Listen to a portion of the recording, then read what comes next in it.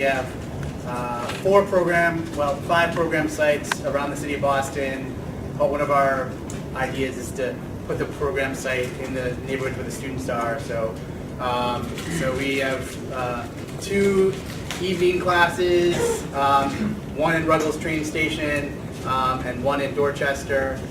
We have two morning programs, one in Mission Hill and one that we just started in, I guess it's not technically Mattapan now, but it's at the Sportsman's Tennis and Enrichment Center on Blue Hill Avenue.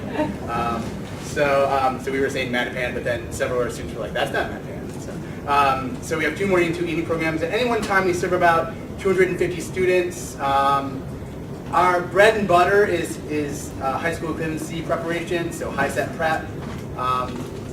But we have some students that are a little bit lower that maybe aren't quite ready to start doing high set prep, so they come in there, we call them like pre-high set, which is kind of reading between 4th grade reading level and 6th grade reading level.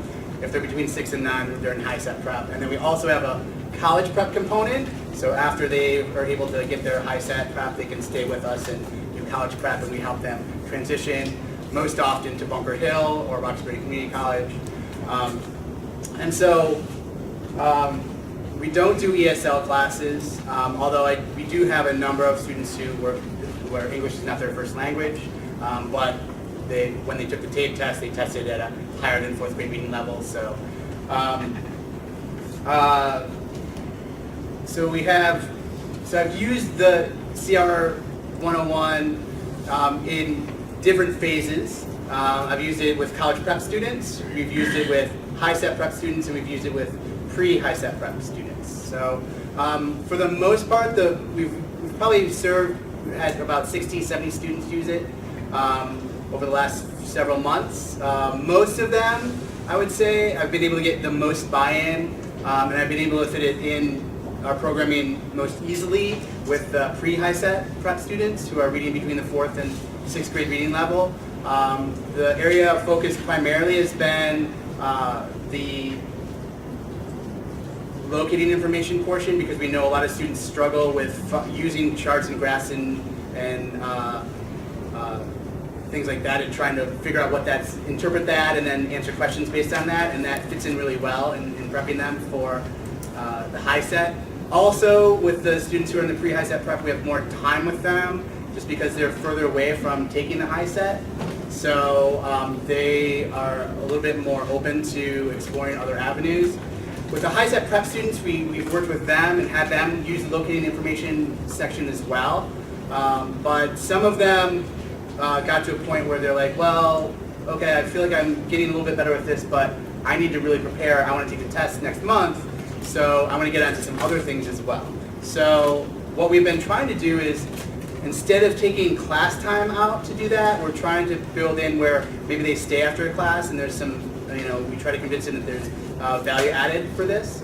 And that seems to be working. I have several people between 2 and 5 right now that have expressed interest in that. And so we're going to try to build in some time after class where they can stay at our program site, and we'll have someone there that can work with them and help them like logistically with the computers, or if they get stuck, things like that. I've also used it with my college prep students that I've worked with.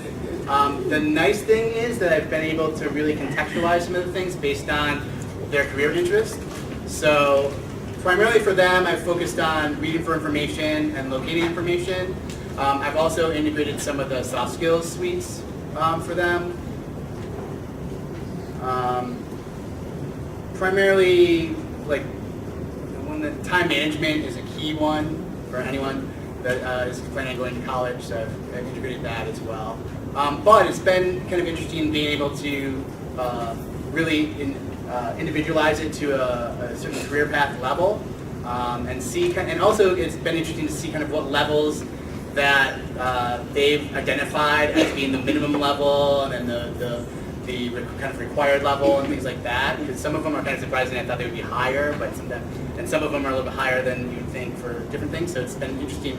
And that's generated some conversation with the students as well, which has been helpful. So, for the most part, the pre-high set students have had the most time on task with the system. we've taken like one class period a week, so about 2.5 hours a week. They've been dedicating to this. The college prep students, it's kind of varied over time. I have a new college prep group that I've been working with lately, and we've been using it for maybe an hour out of our. I do reading and writing once a week, so I've integrated it for maybe an hour a week.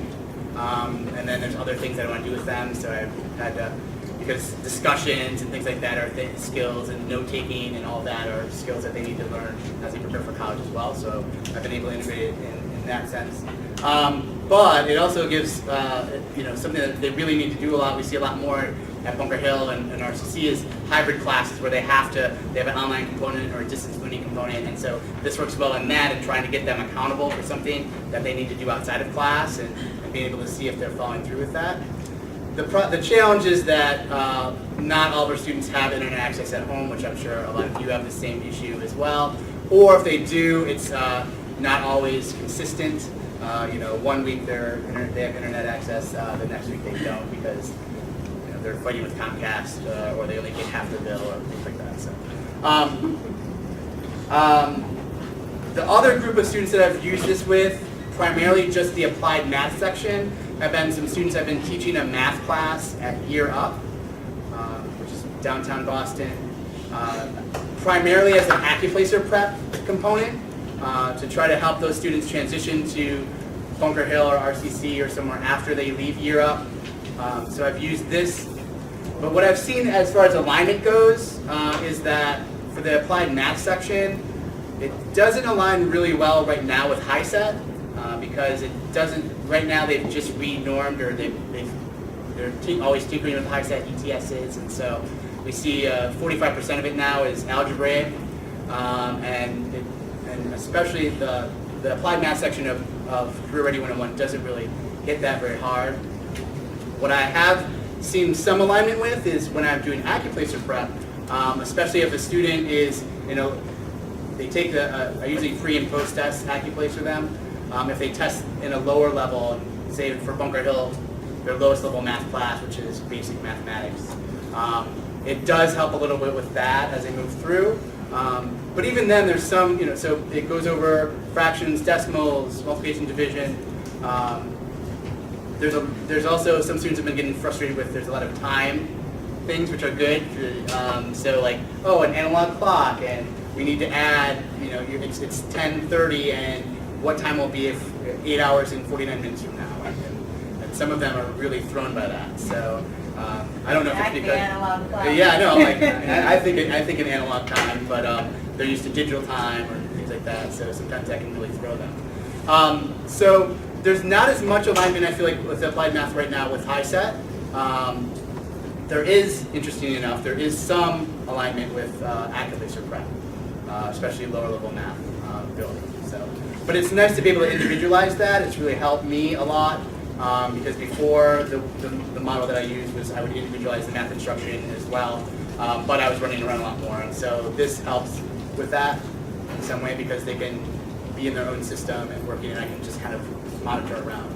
I haven't used the reporting tools as much as I probably should have. What I rely on more often is going around and just monitoring and seeing where students are. And the other two instructors that I have that have been using this and integrating in their classroom as well have used that same model, I think, and just like being on the ground with the students and kind of going around and seeing where they're at and seeing what kinds of challenges arise. There's been a few like technical glitches along the way. I feel like a couple times we've had students that took the pre-test for a certain module, and for some reason it kicked them out after like 2 or 3 questions, and then we had to get them back in and maybe even add another pre-test because sometimes it's been kicking them out. But beyond that, there hasn't been really any big issues, which has been good.